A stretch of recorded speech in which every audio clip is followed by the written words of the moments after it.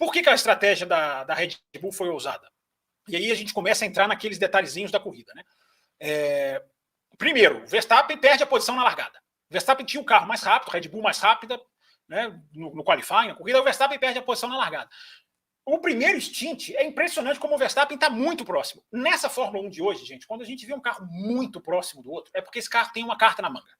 Quando um carro tem a capacidade de seguir o outro, não há uma distância segura, é diferente de distância segura de muito próximo. E você viu o Verstappen muito próximo do Hamilton. Então o que a Red Bull fez? Vamos buscar a posição de pista. Parou na volta 10, que foi uma volta, né, já era uma volta curta, digamos assim, porque pouca gente tinha parado até esse momento, ou ninguém. O Tsunoda tinha parado na volta 9, estou até olhando aqui, mas o Tsunoda tinha pneu vermelho, então ela fez uma parada quase como se ela tivesse pneu vermelho.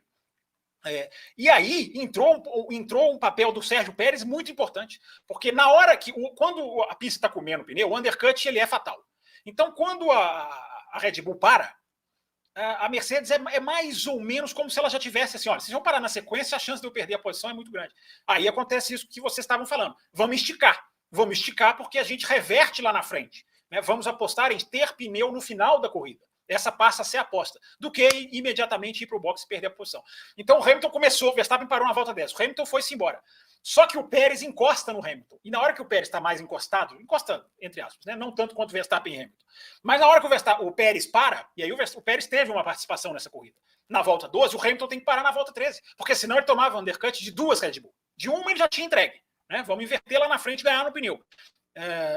Mas a parada do Pérez faz com que o Hamilton para, porque não é coincidência que o Pérez para na 12 e o Hamilton para na 13. Tanto que lá no segundo stint, na segunda parada, quando não tem mais o Pérez, porque aí o Pérez já ficou para trás, o pessoal está falando aqui de problema gástrico, quem teve não foi o Verstappen, não, foi o Pérez. O Pérez é que estava com problema estomacal. Inclusive ele falou depois da corrida, o Christian Horner falou, enfim. O Pérez, como ele estava, não sei se ele estava debilitado, enfim, o Pérez normalmente, o Pérez e o sem Bottas, água, né? Não é, ele estava sem água. Também, sem água também, tem isso, embora isso aí, né, no final da corrida seja mais grave até do que ali nessa metade, na hora da segunda parada, mas enfim, ele já estava distante. Aí o Hamilton não é forçado a parar, tanto que o Hamilton vai... E tem um detalhe também, Campos. E tem um detalhe também, o Pérez, ele só tinha um jogo de pneu duro na corrida. É verdade. Tanto é que ele fez médio duro, né? Enquanto os outros fizeram médio duro. Usado, né? Exato. O médio que ele volta no segundo stint é usado, inclusive, porque ele teve que usar no qualifying. Então, na hora que o Hamilton na hora que a Red Bull vai para a segunda parada, que aí a Red Bull, aí foi a ousadia da Red Bull, né? Porque a segunda parada foi o grande X da questão. Porque foi um stint pequenininho, de 19 voltas, para cumprir o quê? Para cumprir um de quase 30, 20 e tantas voltas. Mas isso também tem um motivo, mas daqui a pouquinho eu falo sobre esse motivo.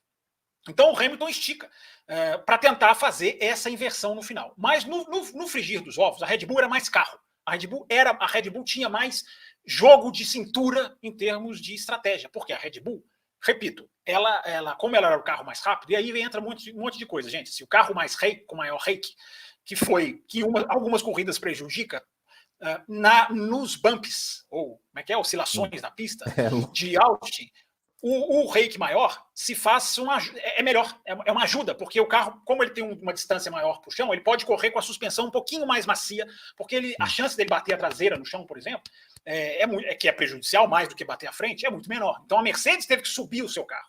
E aí foi o grande final foi o final de chance Mercedes, digamos assim.